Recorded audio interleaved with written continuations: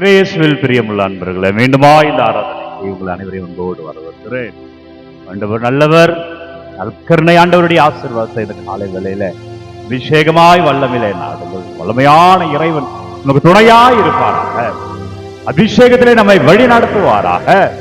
இந்த காலை வேளையில உங்களை முழுமையாய் அர்ப்பணிகள். குறிப்பாய் புதன்கிழமை என்றால் நம் இல்லத்துடைய பாதுகாவலராய் புனித சூசையப்பர் இருப்பதா? அப்பா சூசையப்பரே எங்களுக்காக ஜெபிக்க, ஓ எங்கள் சூசையப்பரே எங்களுக்காய் பரிந்து பேசுங்க என்று சொல்லி நம்ம முழுமையாய் அர்ப்பணி உங்களை ஒப்பு கொடுங்க. குறிப்பாய் புதன்கிழமை உங்க வில்லங்களை எல்லாம் ஒப்பு கொடுங்க. உங்க வீட்டை ஒப்பு கொடுங்க. உங்க வீட்டுல யாருக்கு ஜெபிக்க வேண்டும் என்று நினைக்கிறீர்களோ அவர்கள் அனைவரும் வல்லமையான நற்கருணை ஆண்டு பாதத்திலே அர்ப்பணியுங்கள். அப்பா நீங்க ஒவ்வொரு குடும்பங்களும் அர்ப்பணிக்கப்படுகிற ஒவ்வொரு குடும்பங்களும் ஆசீர்வாதமாய் இருப்பார்களாக. இயேசுவே வல்லமை இந்த பிள்ளைகள் அறுவடை செய்வார்களாக. வல்லமையான இறை கிருபைக்கு சொந்தமாய் இவர்கள் மாறுவார்களாக. நன்றி அப்பா. ஆண்டவரே நன்றி. இயேசுவே நன்றி. இறைவா நன்றி. அப்பா வழி நடத்துங்க. ஆண்டவரே ஆசீர்வதிங்க. குறிப்பா எங்க குடும்பத்தை அர்ப்பணிக்கிற வேலையில இன்றைக்கு நற்செய்தியிலே ஆண்டவர் தன்னுடைய குடும்பத்தை அனுப்பி வைக்கிறார். தன்னுடைய சீடர்களை அனுப்பி வைக்கிறார். ஒரு குழுமமாக வாழ்கிறார் இயேசு. அந்த 12 பேரை, தேர்ந்தெடுக்கப்பட்டவர்களை 12 பேரையும் அனுப்பி வைக்கிறார். இது எதை குறிக்கிறது என்றால் ஆண்டவர் நமக்கு முழுமையை தருவார். 12 என்பது விவிலியத்திலே ஒரு முழுமையின் அடையாளமா இருக்கிறது. நீங்க கோயிலுக்கு போறீங்கன்னா நீங்க முழுமைக்கு போறீங்கன்னு அர்த்தம். அதான் 12. இந்த 12 எண்களை சேர்க்கிய பொழுது அந்த வருடத்தின் நிறைவு வருகிறது. 12 மாதங்கள். 12 என்பது முழுமை. அதாவது நம்ம ஆண்டவர்கிட்ட வந்தா நம்ம முழுமையாய் இருப்போம். புதன்கிழமை குடும்பத்தை முழுமையாய் அர்ப்பணிங்க. அப்பா நம்மை முழுமையாக வாழ வைப்பார். அதே போல இஸ்ராயல் மக்கள் 12 குலங்களாக பிரிந்திருந்தார்கள். எனவே இயேசு 12 பேரை அனுப்பினார் என்பது அந்த முழுமை எதை குறிக்கிறது என்றால் அந்த 12 குலங்களுக்கும் ஒருவர் சென்றார்கள் என்பதையே குறிக்கிறது. எனவே அன்பர்களே, ஆண்டவர் அனுப்பினார் என்றால் அது முழுமையாக தான் இருக்கும். எனவே கோயிலுக்கு வாங்க, ஆண்டவர் உங்களை முழுமைப்படுத்தி அனுப்புவார். தனி ஜெபத்தில் அமருங்க, ஆண்டவர் உங்களை முழுமைப்படுத்தி அபிஷேகமாய் உங்களை வாழ வைப்பார். குறிப்பாக இன்றைக்கு புதன்கிழமை ஆகி இருப்பதால் குடும்ப ஜெபத்தில் அமருங்கள். குடும்ப ஜெபத்தில் அமர்ந்து ஜெபியுங்கள். ஜெபத்திலே அந்த முழுமையை நீங்கள் காணுவீர்கள். அந்த வல்லமையை நீங்கள் காணுவீர்கள். ஆண்டவர் உங்கள் முழுமையில வாழும்படியாய் உங்களை நிகழ்த்துவார். பிரியமான இறைவர்களே, 12 முழுமை. இயேசு கைது செய்யப்படுகிற போது 12 பேருமே விட்டு ஓடுகிறார்கள். ஆனால் இயேசுக்கு பிறகு அந்த முழுமையினோட நிறைவு பாருங்க. அவர்கள் எப்படியெல்லாம் மரித்தார்கள் என்று பாருங்க.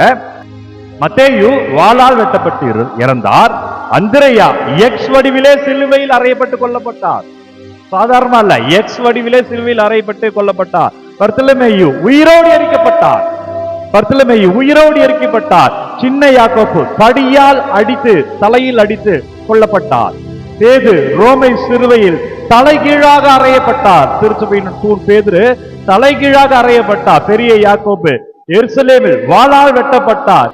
பெரிய யாக்கோப்பு எருசலேமே வாளால் வெட்டப்பட்டார். அதே போல தோமா நமக்கு தெரியும், சாந்தம்ல அவர் புதைக்கப்பட்டார். அவர் பரங்கிமலையிலே ஈட்டியால் குத்தப்பட்டு கொல்லப்பட்டார். எனவே அன்பர்களே, இந்த முழுமையினுடைய நிறைவை பாருங்க. இவர்களெல்லாம் இயேசு விட்டு ஓடியவர்கள். ஆனால் அந்த முழுமை அவர்களை ஆட்கொண்ட பொழுது அவர்கள் அந்த இயேசுக்காக தங்கள் உயிரை கொடுக்கிற அளவுக்கு நின்றார்கள். போலதான் வாழ்க்கையில கூட ஆண்டவர் அடைஞ்சிட்டானா எதையுமே சந்திக்கலாம். ஜெபத்தில் நீங்க இல்லாத போது இந்த ஆண்டவரை அடைய முடியாது, எதையுமே சந்திக்க முடியாது. எல்லாவற்றுக்கும் பயப்பட வேண்டும். ஆனால் இந்த ஆண்டவர் உங்கள் குடும்பத்தை அடைஞ்சிட்டார்னா, அல்லது நீங்கள் இந்த ஆண்டவரை ஜெபத்தில் அடைந்து விட்டீர்கள் என்றால் வாழலாம். ஜெபத்தில் உட்காரு. வீடுகளை சந்திக்கிற பொழுது, நிறைய வீடுகளை சந்திக்கிற பொழுது குடும்ப ஜெபங்களே இல்லை. அது நன்றாக தெரிகிறது. அந்த வீட்டுல கணவன் மனைவி பிள்ளைகள் என்று சேர்ந்து ஜெபிக்கிறதே இல்லை. விஷயம் எப்படிங்க தங்கும்? எனவே குடும்ப ஜெபத்தில் அமருங்க, வல்லமையை பார்ப்பீங்க. அப்பா நன்றி, ஓ வல்லவரே நன்றி, ஓ நல்லவரே நன்றி. அப்பா முழுமை எங்க பிள்ளைகள் அடையும்படியா ஒவ்வொரு குடும்பத்திற்காக ஜெபிக்கிறேன். புதன்கிழமை வல்லமையான சூசியப்ப ஜெபத்துல என் பிள்ளைகள் எல்லாம் வாழும்படியா ஒப்பு கொடுக்கிறேன். அப்பா வழி நடத்துங்க. ஆண்டவரே ஆசீர்வதிங்க. பிள்ளைகள் கிருபையை காணும்படியா, வல்லமை இந்த பிள்ளைகள் அறுவடை செய்யும்படியா வல்லமையான இறைவன் விடுவார். விண்ணப்பங்களை எல்லாம் பார்த்து வைக்கிறேன். குடும்பங்கள் என்னவெல்லாம் விண்ணப்பங்கள் அனுப்பினாங்க. குறிப்பாக குடும்பத்தில் பிரச்சனை உள்ள குடும்பங்கள், சமாதான இன்மையில் இருக்கிற குடும்பங்கள், சண்டை சச்சரவுல வாழ்கிற குடும்பங்கள், உடல் பலவீனத்தோடு குடும்பத்தில் இருக்கிற பிள்ளைகளுக்காக சிறப்பாக ஜெபிக்கிற அப்பா நீங்க தோடுங்க, வழி நடத்துங்க. ஆண்டவர் உங்களை ஆசீர்வதிக்கிறார். அந்த பெயரிலே வாழ்வீர்கள். உங்கள் குடும்பம் உயர்த்தப்படும். சாத்தியமா இருப்பீர்கள். வல்லமையான இறைவன் பெயரில் சொல்கிறேன், அபிஷேகமாய் வாழ்வீர்கள்.